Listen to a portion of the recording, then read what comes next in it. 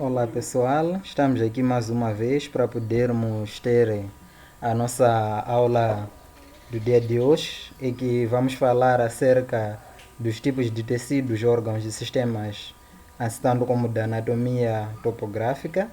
Sejam bem-vindos, estamos no canal Ciências Médicas de Moçambique.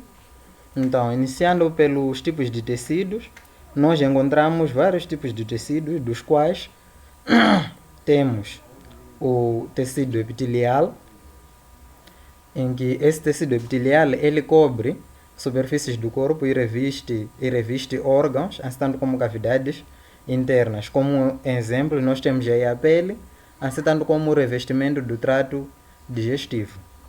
Então, depois temos o tecido conjuntivo. Ele suporta, protege e dá estrutura aos órgãos. Então, lá nós vamos encontrar alguns subtipos, como é o caso do tecido adiposo, a cartilagem, o osso, assim tanto como o sangue. Temos ainda o tecido muscular, que é responsável pelo movimento do corpo. E lá nós vamos encontrar também alguns tipos de músculos. Alguns tipos, nesse caso, de músculos, em que vamos encontrar o músculo esquelético, que realiza, nesse caso, o movimento voluntário. Depois temos o músculo cardíaco, que nesse caso encontramos no coração, assim tanto como os músculos lisos, em que lá nós vamos encontrar nos órgãos internos. Depois temos o tecido nervoso. Este mesmo tecido nervoso ele transmite impulsos nervosos pelo corpo e ele é composto especialmente por neurônios e células da glia. Então, depois aqui temos os nossos órgãos, em que nós dissemos que um órgão ele é composto por diferentes tipos de tecidos que trabalham em conjunto para realizar certas funções específicas, conforme nós falamos lá na nossa primeira aula, em que nós dissemos que tínhamos a célula, que era uma das unidades principais e que, nesse caso, é independente e tem própria vida. E depois nós dissemos que quando juntávamos duas células, formávamos tecidos, e formando dois tecidos, vamos formar órgãos, dois tecidos ou mais. Então, hoje aqui já estamos aqui a ver, primeiro falamos dos tipos de tecidos, agora estamos nos órgãos, assim sucessivamente. Então, aqui nós temos exemplos de órgãos. Temos o coração, que é um órgão muscular que bombeia o sangue pelo corpo. Temos os pulmões, que são responsáveis pela troca gasosa de oxigênio e dióxido de carbono. Temos o fígado, que processa nutrientes, desintoxica substâncias e produz a bile. Temos ainda aí os rins, que vão filtrar o sangue para remover resíduos e regular o equilíbrio de fluidos dentro do nosso corpo. Então, depois nós dissemos que quando temos vários órgãos, ou dois ou mais órgãos juntos, eles formam um determinado sistema. Então, temos aqui a parte, nesse caso, que fala dos nossos sistemas, em que lá nós vamos encontrar o sistema nervoso, que ele é composto pelo cérebro, a medula espinhal e nervos. Ele, geralmente, o sistema nervoso controla e coordena as funções do corpo. Depois temos o sistema circulatório, que é composto pelo coração, vasos sanguíneos, assim tanto como o sangue. Ele tem a função especial de transportar oxigênio, nutrientes e resíduos pelo corpo. Depois temos ainda o sistema respiratório, que vai incluir lá os pulmões, a traqueia e outras estruturas respiratórias. Essa tem a função de facilitar as trocas gasosas ou dos gases, como o que é o caso, nesse caso, do oxigênio, assim tanto como o dióxido de carbono. Depois temos ainda o sistema digestivo, que é composto pelo trato digestivo e as glândulas associadas. Estamos a falar as glândulas associadas, temos o estômago, os intestinos, o fígado, o pâncreas. Eles vão poder digerir alimentos e absorver os nutrientes.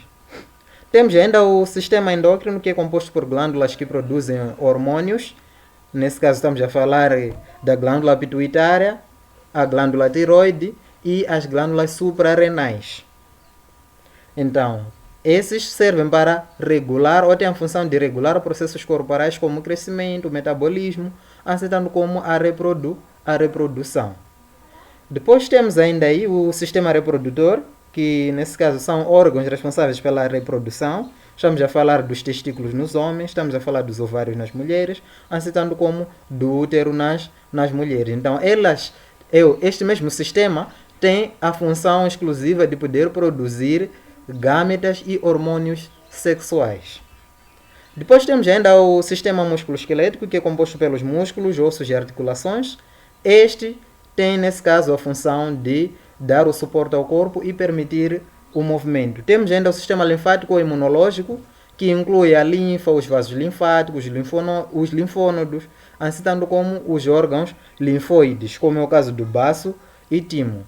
Então, esses têm a função de defender o corpo contra infecções e doenças. E por último, temos o sistema tegumentar. Ele é composto pela pele, cabelo e unhas. Então, ele também tem sua função, que é de proteger o corpo e regular a temperatura e assim tanto como as sensações. Então, ainda prosseguindo com, nesse caso, a junção desta mesma parte dos sistemas, vamos ver que esta mesma sequência desses sistemas, como está descrito aqui, é o mesmo modelo na qual usamos para elaborarmos a ficha clínica na parte da anamnese, onde falamos da revisão por sistema. Nas próximas aulas, vamos poder trazer algumas terminologias ou alguns termos clínicos que nós podemos usar em alguns desses sistemas ou nestes mesmos sistemas. Então, agora vamos passar para podermos falar acerca de uma outra parte da nossa aula, que é a anatomia topográfica. Então, a anatomia topográfica é um ramo da anatomia que estuda as relações entre as diferentes estruturas do corpo em termos de sua localização e disposição.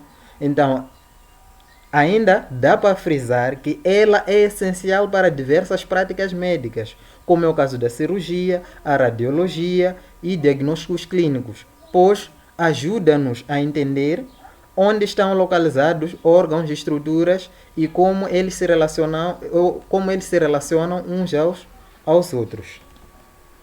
Então, temos aqui alguns conceitos básicos da anatomia topográfica, em que temos região do corpo, onde lá nós vamos encontrar que o corpo é dividido em várias regiões anatômicas, que é mais ou menos para facilitar o estudo e as descrições das estruturas internas.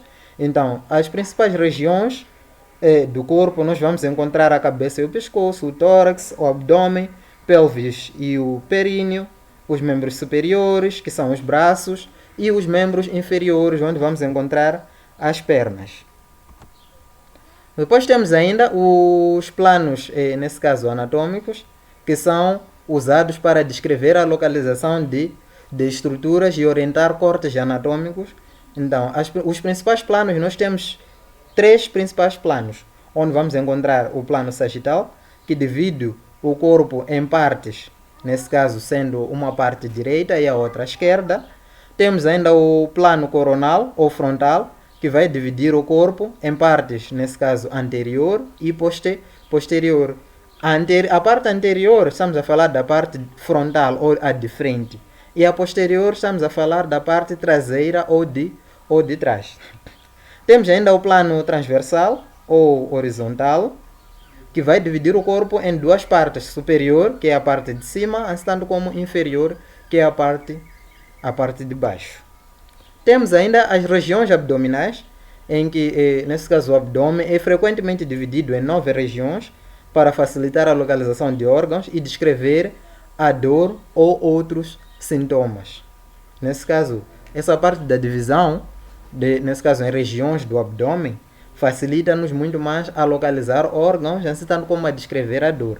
Onde lá nós vamos encontrar 12 hipocôndrios, em que temos o hipocôndrio direito, assim tanto como o esquerdo, temos o epigastro, temos o flanco direito e esquerdo, temos a região do mesogastro ou a região umbilical, temos a fossa ilíaca direita e esquerda, temos o hipogastro, onde estamos a falar que é a região suprapúbica.